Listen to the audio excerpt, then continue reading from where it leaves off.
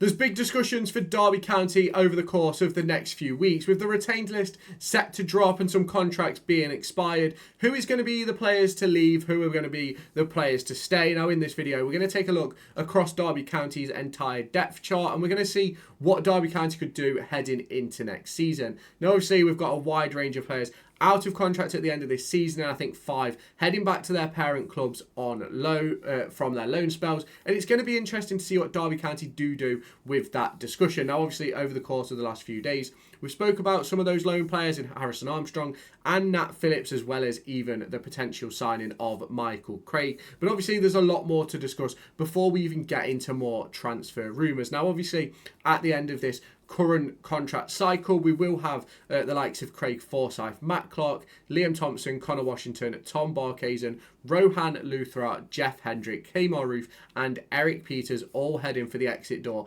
at Moor Farm. Now, there has been talk when it comes to Matt Clark about a potential extension should Derby County stay up for a 3-year contract, although I don't think that's actually ever been confirmed, but we'll have to wait and see if that does drop over the course of the next few days. As I am recording this, that hasn't yet, and this is Sunday, the day after the game's played, because I'm away at the moment for my birthday. Now, Craig Forsyth was spoken about by John Eustace on BBC Radio Derby, and it does look like he's probably going to get offered a contract for next season, and I do think that would be the right thing to do. I think this season, especially the back end of the season, Fozzie has been unbelievable. A player who I didn't anticipate to put in these performances at the back end of his career, especially with the injuries he had early doors in his career. I did not expect Craig Forsyth to be performing at championship level, especially top 6 championship level. When you look at where Derby are in the form table, I did not expect that from Craig Forsyth at the back end of this season. But obviously there's a lot more to talk about when it comes to Fozzie. He's Mr. Derby County, he's Mr. Reliable. I personally think we should put another contract on the table. I do think it will happen, but obviously as of right now, we don't have the permutations of a retained list, but when that does drop, I will have a video out about it. Obviously, Liam Thompson also out of contract. I think he'll probably get an extension as well. Been very good for Derby County. It wouldn't surprise me if there's actually an option to trigger for Liam Thompson, although that hasn't been confirmed. And it obviously will be a conversation that will be had between John Eustace and Tomo over the course of the next few weeks. I do think that Tomo's been a key cog in the midfield for John Eustace, and I think it certainly is a conversation that needs to be had. I think he's been a brilliant player over the course of the last few weeks, and I think if he was like half a foot taller, I think he'd be one of the best players in the championship. But because he's small, he gets overlooked a lot and doesn't really get a true opportunity. But I think he's had that under Eustace and he's done brilliantly. Now, the next few I'm going to talk about all together: Connor Washington, Tom Barkhazen, Kmar Roof and Eric Peters. I expect them all to exit at the end of this season. Obviously, injury-wise, Kmar Roof, I just don't quite think it's worth the risk heading into next season when we've got the opportunity to go out and get especially younger players. Eric Peters, don't think injuries have been a problem for him this season, obviously, but I just don't think we need a player of that age range. Now, Connor Washington, Tom Barkhazen, I expect to move on. Wouldn't surprise me if we saw them sign for MK Dons over the course of the next few weeks, but we'll have to wait and see if that does happen. Now, the 2 that I've missed off the list that are supposed to be leaving is Rohan Luthra and Jeff Hendrick. I think with Luthra, the conversation really is going to fall into his hands of whether he wants to go and play first-team football down in maybe the National League or National League North or South or something like that, or if he wants to stay and be third goalkeeper at Derby, stick with that professional contract and sort of stick with that sort of training regime. But we'll have to wait and see what the decision is with that. Now, obviously, the decision in the end falls on John Eustace and the goalkeeper coach of whether they want to keep him about the place, but I think he may have opportunities to go and play non-league football, but we'll have to wait and see what happens with that. With Jeff Hendrick, I'm very much on the fence. Obviously, hasn't played for Derby County the second half of this season since he signed, but is a player who I think would be good for those academy players who are making that step up as a player who's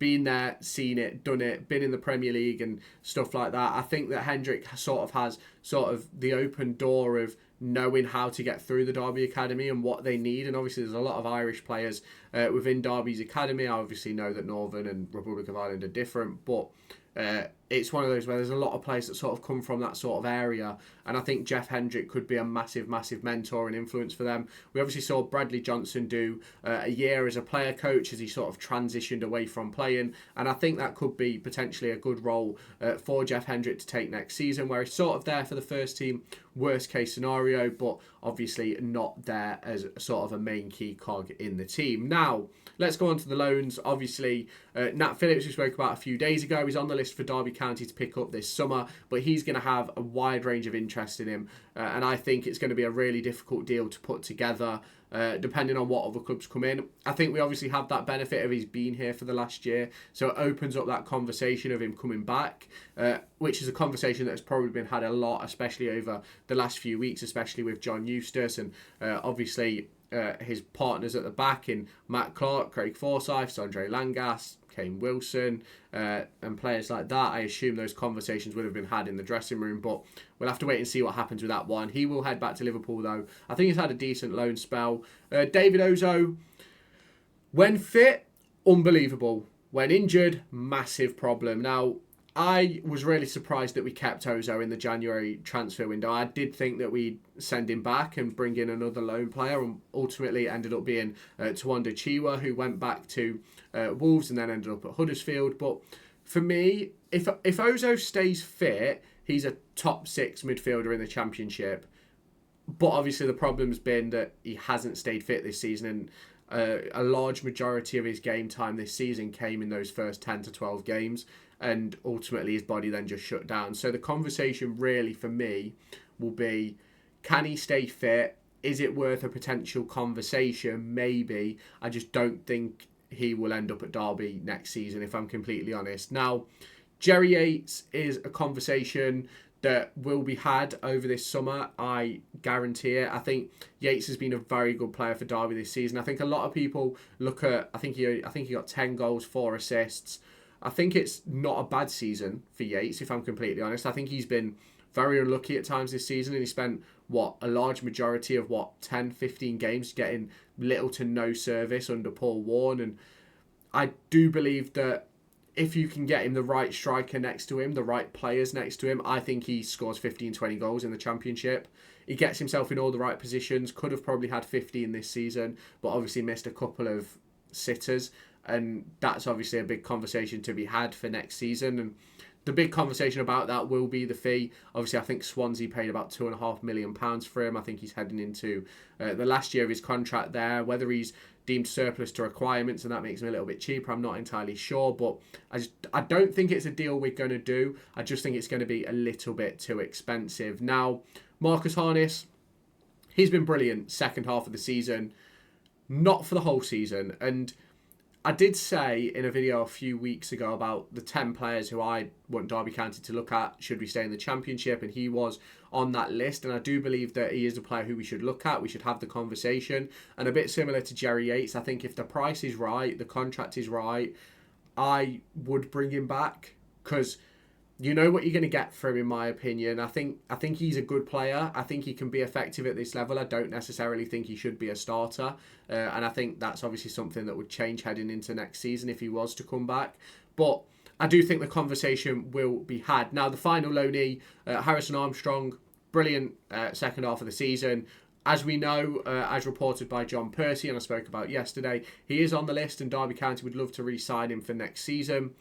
I think the conversation is going to be about whether Everton think he can be impactful for them, which I think will be a conversation for David Moyes. I think David Moyes has mentioned earlier on in this season, just a few weeks ago, I think, that the aim for Armstrong is to get him back, see what he looks like, and go from there. I think it could be a good move to bring him back to Derby County, but they may want him to go to sort of more of a top-end Championship club. But I think realistically, I think the best move for Armstrong would be to come back to Derby County, but we'll have to wait and see what happens with that one.